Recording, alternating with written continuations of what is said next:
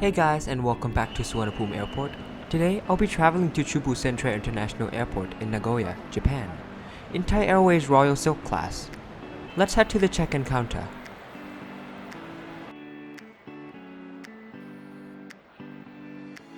The Royal Silk class check-in counters were rather crowded during that time, but there were separate check-in counters for flights to Japan and Korea.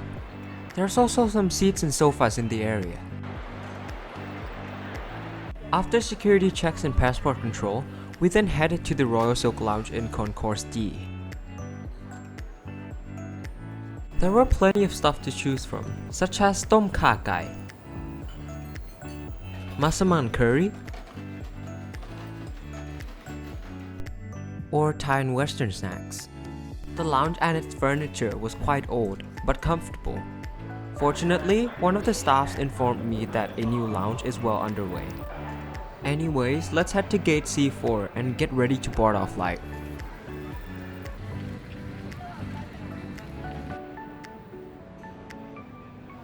The aircraft taking us to Nagoya is HS-TKL, a Boeing 777-300ER named Sunanda. This aircraft was delivered to Thai Airways in October of 2012 and is 6 years old at the time of flight. Anyways, it's time for boarding.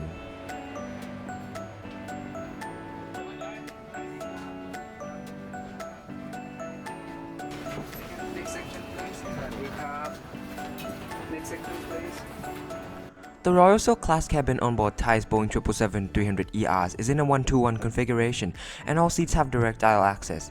If you want lots of privacy, I recommend choosing seats in row A or K, as they are closer to the window, and you have a side table partially blocking you from the aisle. Seats in row B, D, G, and J are right next to the aisle. It is a lot more exposed, but you have an easier time getting in and out. There's also these honeymoon seats in row E and F, which would be perfect for the people traveling together. So let's have a tour of the seat. I'm currently sitting in seat 21K, and right in front of me, there's a big IFE screen. Right below the screen, there are 2 USB ports, and under that, a footrest. Under the footrest, there is a place where you can store your shoes. A tray table folds out from the left like this. On the side table, there is a literature storage where you can find the menus and in-flight magazines. Reading light is located just next to that. Below, there is a flat surface where you can place your drinks. Here's the seat controls, which also included the massage function. And right next to that, there's a remote control for the IFE. Under the armrest, there's a small storage compartment.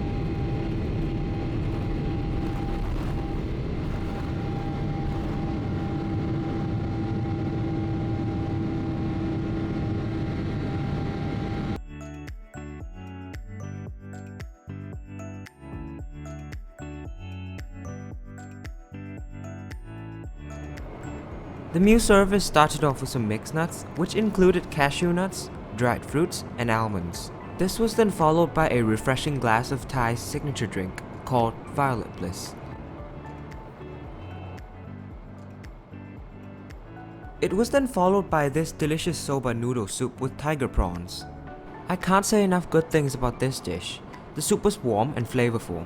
The soba noodles have a great texture. This dish is perfect for a midnight snack.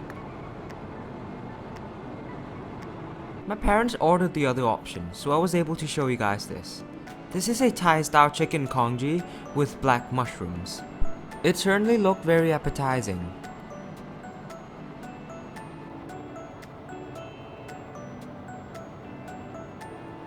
On this slide, Thai offers an amenity kit which is made by traditional Thai products.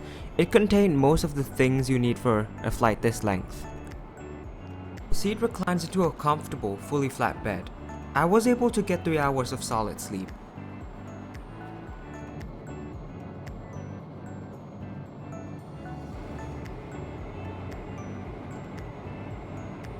Here is a better view of the cabin just before the breakfast service starts.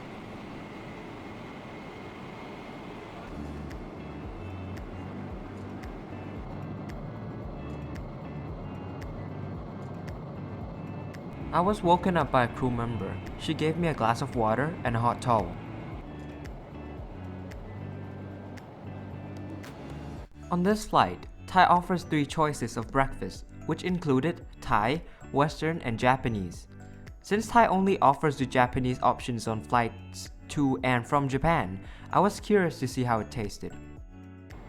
I wasn't able to get an overview shot of the breakfast tray, but here they are anyways. The Japanese breakfast consisted of steamed snapper with wasabi soup, pickled vegetables, miso soup, and steamed Japanese rice. That also comes with fresh fruits, bircher muesli with mixed berries, and green tea. Most of the food looked and tasted very good, especially the snapper and the muesli. The muesli was certainly perfect for breakfast. It was both sweet and sour, and wakes up all your senses. The snapper was warm and flavorful.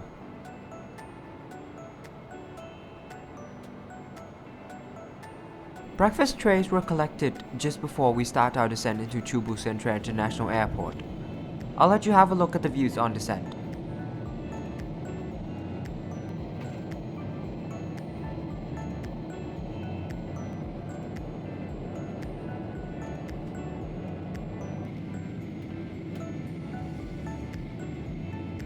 So, how was the flight?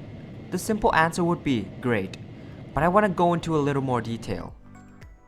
The seat was very comfortable in all positions, though it lacked storage space. The food was good, but not as good as what I had on my flight back from Tokyo. Review coming soon. There were lots of amenities, and I liked the fact that they used OTOP products for the amenity kit. Service-wise, the flight attendant was friendly, though some seemed rather tired, but I understand that this is a red-eye flight. Nonetheless, they still get things done, and I was very satisfied with the service provided on this flight.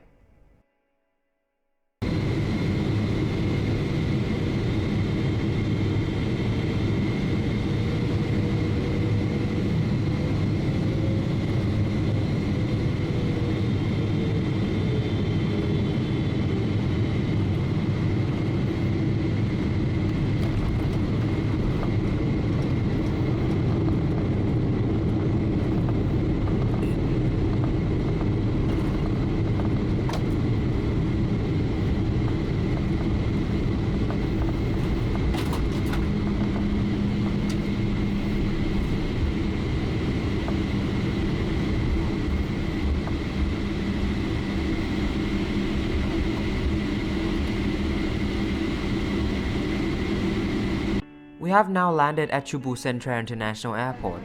Welcome to the land of the rising sun, or Dan Atit Uthai. Thank you so much for watching this video. I'm often lazy and don't have time to edit my videos, so sorry for not uploading this sooner. Be sure to hit the like button and subscribe to the channel if you haven't already. Thanks again for watching, and see you in the next video.